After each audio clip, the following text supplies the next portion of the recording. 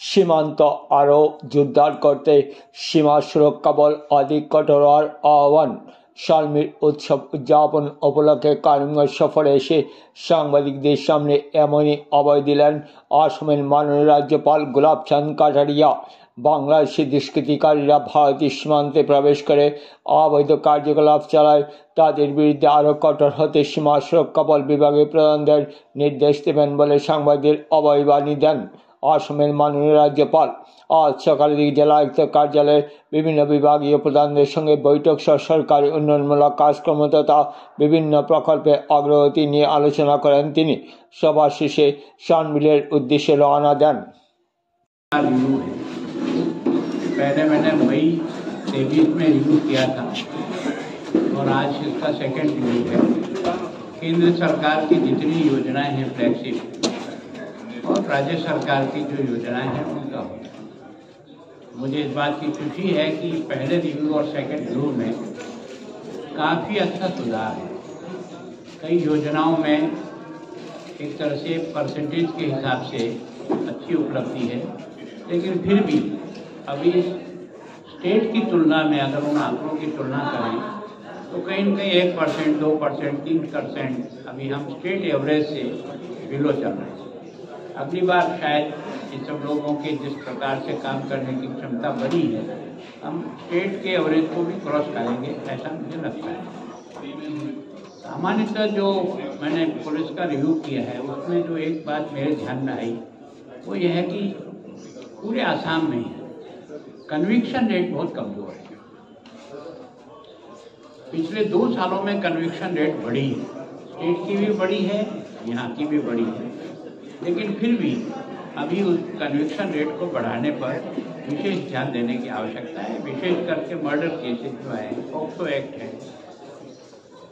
NDPS act है, इस प्रकार के जो गंभीर अपराध हैं, डकैती है, चोरी है, उसमें परसेंटेज ऑफ कन्विक्शन बढ़ना ही चाहिए। उसके लिए डीजी साहब से बात हुई मेरी कि इस प्रकार के केसेस में केस ऑफिसर स्कीम को लागू करें।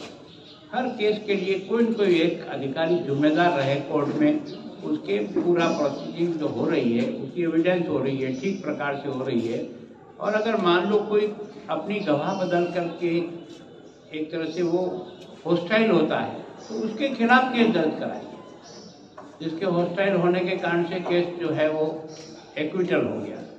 तो दोनों तरफ से कोशिश करेंगे कि इसमें सुधार। देखा गया है कि बॉर्डर में, करीमगंज की बॉर्डर में कुछ दिन पहले 12 फरवरी में वहाँ पे फायरिंग हुआ है, बांग्लादेशी घुसपैठिया गाय तस्करी होने से ऐसा बहुत। देखो, मैं सोचता हूँ कि हमारी जो BSF वहाँ लगी हुई है और उस दृष्टि से काफ़ी चौकन्ना है।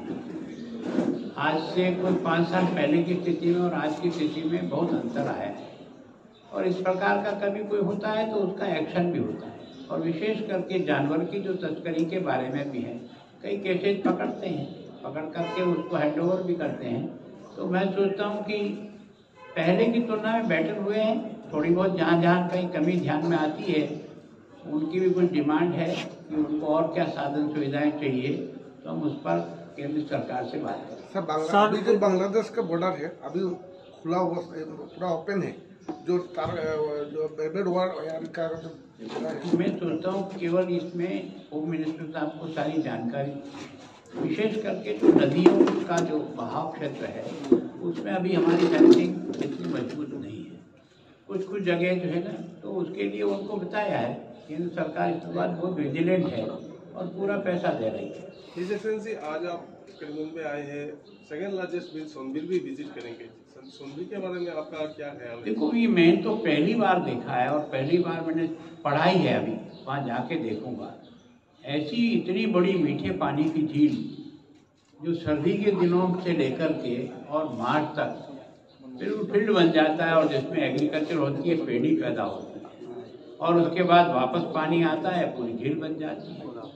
तो वास्तव में ये एक आश्चर्य जैसे चीज़ है जो मैं आँख से आज देखूंगा। तो इसका मतलब है कि ये टूरिस्ट को भी देश में शायद ये पहला ऐसी झील होगी तो इतनी बड़ी झील होते हुए भी इसका उपयोग खेती में भी हो जाता है, मछली पालन में भी हो जाता है, टूरिस्ट की दृष्टि से भी हो जाता है, और ये बहुत अच्छा है कि विश्वविद्यालय ने और नॉर्थ ईस्ट की जो है राज्य परिषद है उन्होंने और लोकल लोगों ने, इन सब लोगों ने मिल करके इसको एक फंक्शन के रूप में मना करके धीरे धीरे लोगों में इसके प्रति आकर्षण बढ़ाने का प्रयत्न कर रहे हैं।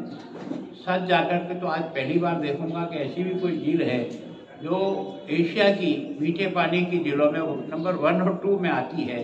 तो सोचेंगे कि उसको और ज़्यादा पर्यटन की दृष्टि से कैसे प्रभावी बना सकते। योर एक्सीलेंसी, आप जैसे कि आप बोला जो करीमगंज एनडीपी केस सबसे ज़्यादा करीमगंज में जो पकड़ में आया है, लेकिन इसमें आपका क्या करना चाहिए जो ये बनाना के लिए?